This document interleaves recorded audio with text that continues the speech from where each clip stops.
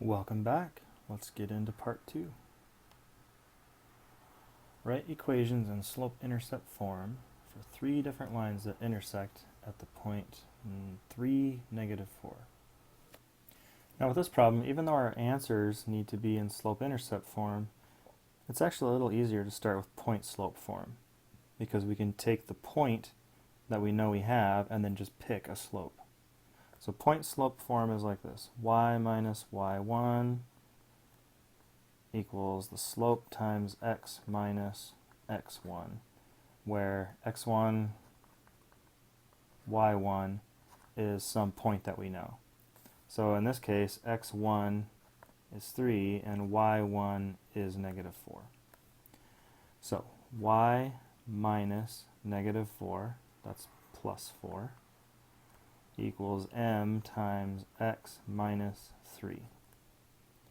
Now we're going to use this and just pick some slopes to get our 3 different equations. So let's pick 3 different values for our slopes. Let's say over here, let's say m equals 2. Let's say that m equals 1. And let's say that m equals -1. Okay, so for this one, y plus 4 equals 2 times x minus 3. All we did was substitute this m value into this equation.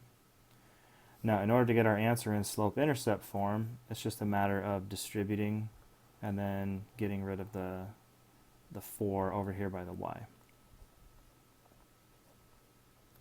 So 2 times x is 2x, 2 times -3 is -6, and then if we subtract 4 from both sides of the equal sign, we get y equals 2x minus 10.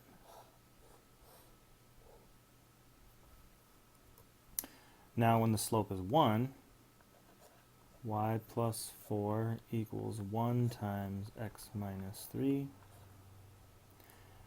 Well, 1 times x minus 3 is just x minus 3.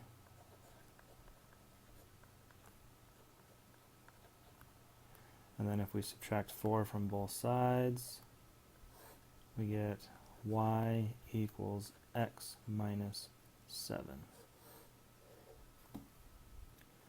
Now, if m is -1, we got y plus 4 equals -1 times x minus 3.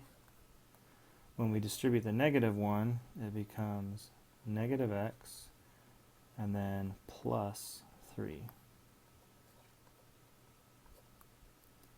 And then if we subtract 4 from both sides, we get y equals -x minus 1.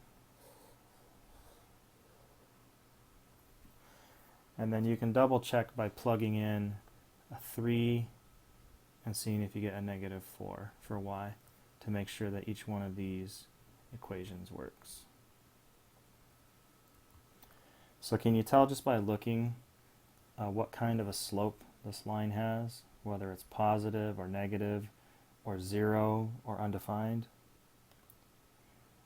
Well, this one is a positive slope because this line goes up as it moves from left to right. This line has a negative slope because this line goes down as you move from left to right.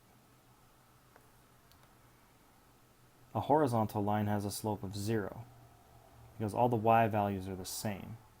So no matter what 2 points you pick, the y minus the y is going to be 0, and this fraction will be 0 no matter what the x values are. And something sort of like that happens with a vertical line, except now the x values are the same. So that means when you subtract the 2 x values, you're going to get 0 on the bottom. This is undefined because it's impossible to divide by 0. You're planning a camping trip, and the campsite you want to go to charges a $12 fee to reserve plus $5 a day once you get there. So let's define some variables and write a linear equation in slope-intercept form to represent the cost. Well, if it's going to represent the cost, let's let C be the cost, And then let's have D be the number of days we camp. So the cost as a function of the number of days we camp equals $5 a day, so 5 times the number of days, plus this $12 fee. So that's going to be our linear function, and it's in slope-intercept form because we have a number times the variable and then add the number on. So find the intercepts and interpret them. So the c-intercept happens when d equals 0.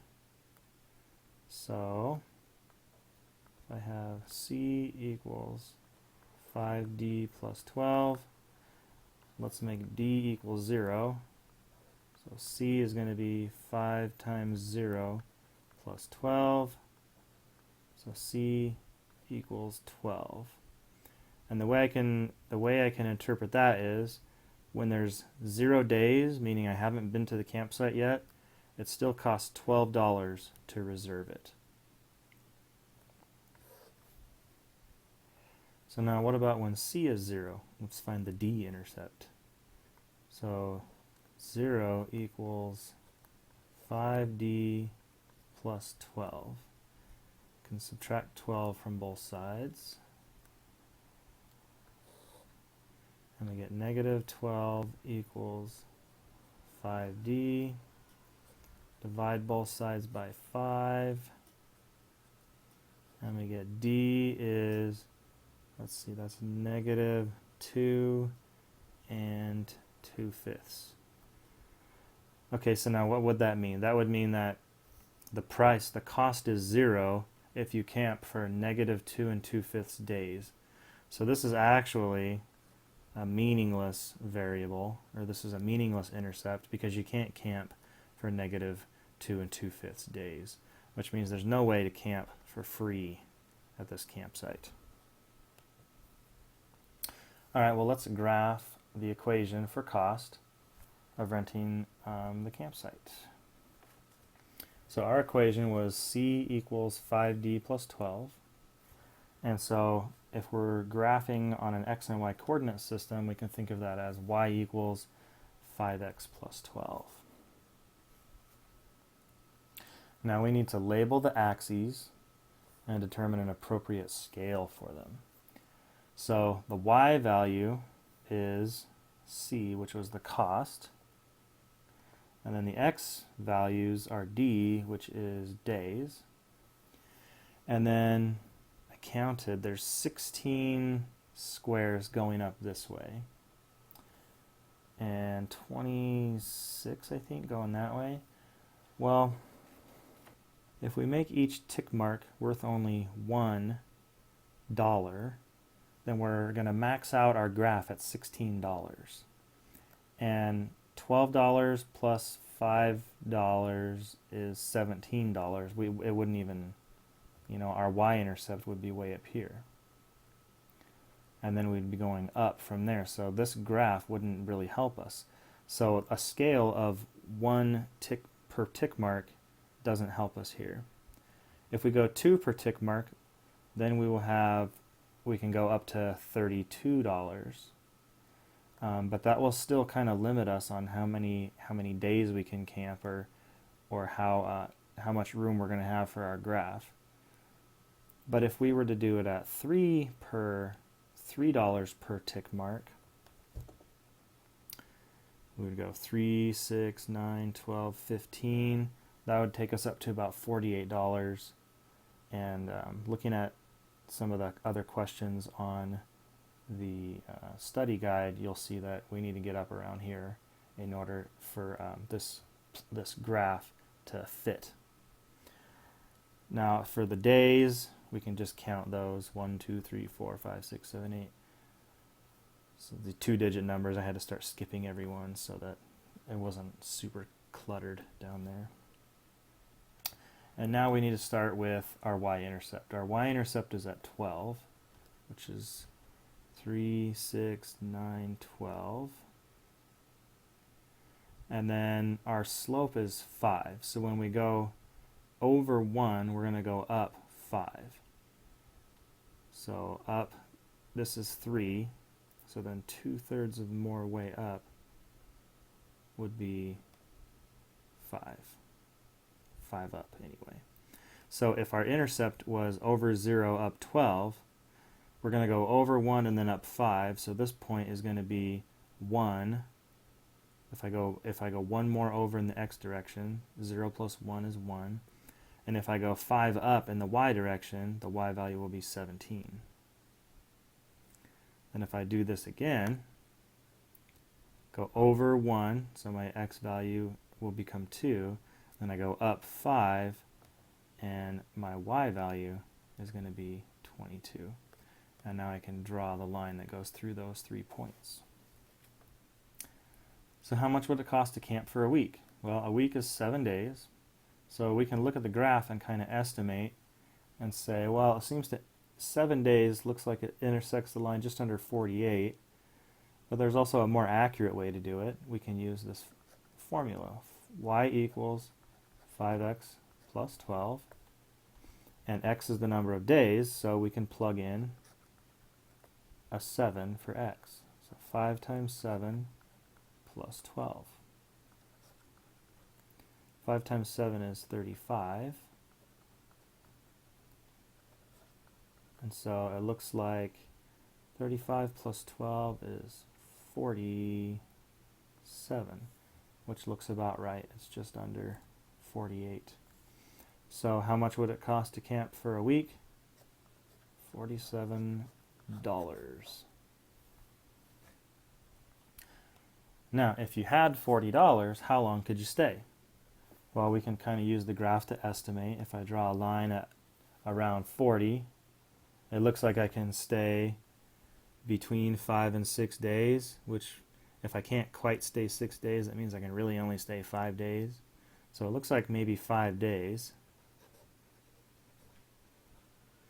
We're going to assume that we can only stay camping a whole day. 5.5 days doesn't make sense because you're not going to pay for half of a day. But what we can do is we can plug in to this equation again, y equals 5x plus 12, and we can find out for sure. Except now y is the cost, so now 40 equals 5x plus 12. And if we solve for x, we want to get rid of everything by x, so subtract 12 from both sides, and we get 5x equals 28. And if we divide by 5, we get x equals 5.6. But since we can't camp for 5.6 days, we can't quite afford to camp for 6 days. That means we can only camp for 5 days. Thanks for hanging out. I hope this helps you do well on the test, and I will see you soon. Bye-bye.